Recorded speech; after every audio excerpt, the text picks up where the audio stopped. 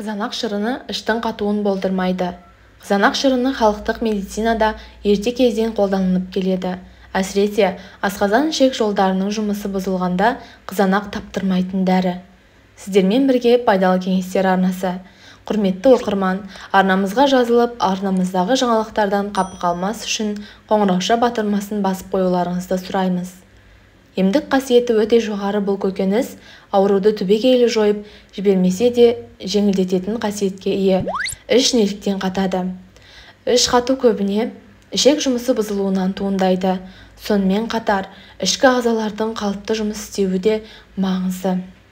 Бұлай болмаған жағдайда іш қату міндетті түрде орын алады. Бұдан бөлек дұрыс тамақтанбау да, құрамында жасұнығы жоқ азық-түліктер де басқа тағамдар әсер етеді. Созылмалы іш қатуды болдырмас үшін асқазан ішек жұмысының белсенді болуына ықпалын тигізетін азық-түліктерді пайдаланған дұрыс. Солардың бірі қызанақ деп айта аламыз. Егер сіз созылмалы іш қатудан зардап шегіп жүрген болсаңыз, химиялық қоспалардан тұратын препараттарды қабылдауға асықпаңыз. Оның орнына ағзаңызға қандай тағамның кері әсер еткенін ойланып көріңіз. Себебі мұндай препараттарды жиі қабылдау ішек қарын жолдарының жұмысын бұзып, белсенділігін төмендетеді. Қызанақ ішек жұмысын жақсартып, іш қатуды жояды. Ол үшін мынадай халықтық тәсілді қолданып көріңіз. 3 стакан қызанақ шырыны мен 1 дана тұрыптың жаңа сығылған шырынын араластырып, азырақ тұз қосып күніне 4 рет ішесіз. Ем кезінде қуырылған майлы тағамдарды жеуге болмайды. Диеталық тағамдарды тұтынып, ішекке ауыр салмақ түсірмеңіз.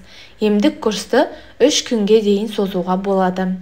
3-4 дана көк алманы үккіштен өткізіп, балғын қызанақ шырынымен араластырыңыз.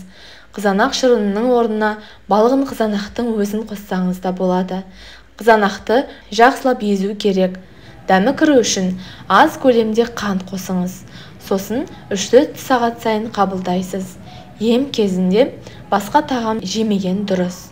4 стакан балғын қызанақ шырынына 250 грамм жаңа сығылған қияр мен 2-3 ас қасық балдыр көк шырынын араластырыңыз. Әрбір жеңіл тамақтанып болғаннан кейін жарты сағаттан соң дәріні іше беруге болады. Емдік курс 3-4 күн бойы жалғасады.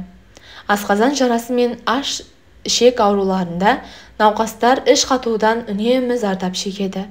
Жүрек айну мен лоқсуда пайда болады. Осындай жайсыздықтың бәрі адамның мазасын кетіріп, әлсіздендіреді. Ал қызанақ шырынын ішсеңіз, бұл аурудан тез айыға аласыз. Егер асқазанды қызанақ шырынымен емдеуді бастағыңыз келсе, жаңа сығылған шырынды тамақтан кейін күніне 3-4 рет ішесіз. Бұл емдік шараны 15-20 күнге дейін жалғастыруға болады.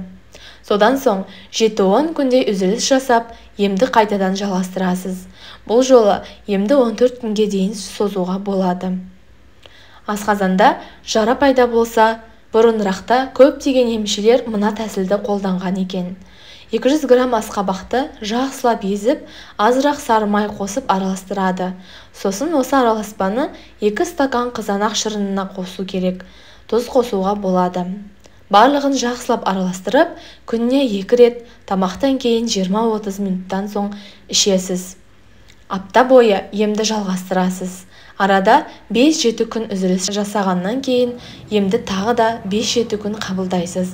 Осылайша халықтық емнің көмегімен іш қатудан да, асқазан жарасынан да құтылуға болады екен. Сіздермен бөліскім келген осылар еді достар. Ауырмаңыздар, ем болсын, пайдаланып көріңіздер. Пайдаларыңызға жарайды деген үміттемін. Келесі видеоға дейін аман сау жүріңіздер.